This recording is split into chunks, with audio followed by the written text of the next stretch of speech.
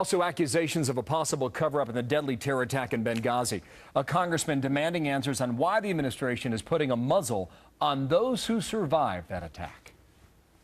In the main residence, the special agent, reportedly David Ubben, comes here and gets Ambassador Stevens from his bedroom and brings him, along with Sean Smith, to this room in the safe haven. Really, aside from some medicine and other supplies, a big, dark, windowless closet. And then, outside, a locked gate.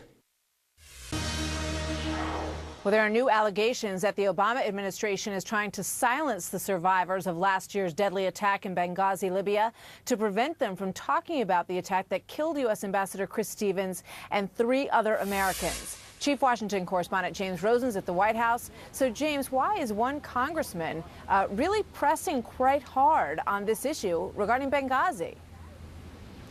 Well, Martha, greetings from Washington, where Congressman Frank Wolf, Republican of Virginia, is taking to the House floor every day that Congress remains in session to pose a question a day about Benghazi. He has previously questioned why survivors of the attack have not been made available to Congress for questioning. The State Department has said they were questioned by the FBI.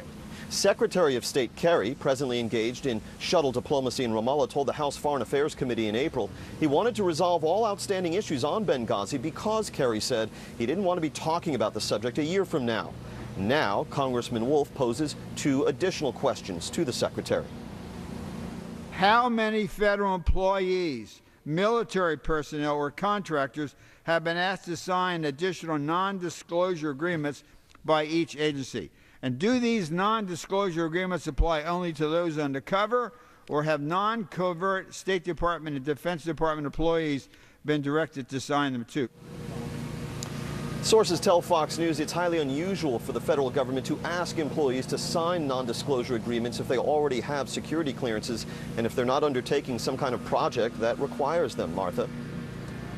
It's very interesting, James, but we are getting some reason to believe that some of these survivors really did not need a lot of prodding from the government to withhold those stories from Congress or from the press, right? That's right. A number of them appear to be cooperating with book authors, and some number of them appear to be writing books of their own. Case in point, Under Fire, the untold story of the attack in Benghazi, due out in early September, and written by Fred Burton, a former State Department counterintelligence officer and executive at Stratfor, and Samuel M. Katz, a Mideast analyst and consultant.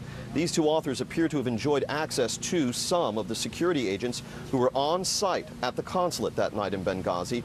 An excerpt from their book appears in the August issue of Vanity Fair, the one with Kerry Washington on the cover. It brought a wealth of detail to our understanding of the timeline of the attacks and made clear that the attacks benefited from far more advanced planning than was previously understood. But that's not all. 4 survivors of the attack, Martha, are reported to have signed a $3 million book deal with 12, an imprint of the Hachette Publishing Group. Martha. Wow. Very interesting. James, thank you very much. We'll see you soon. Watch that story as it moves on. And meanwhile,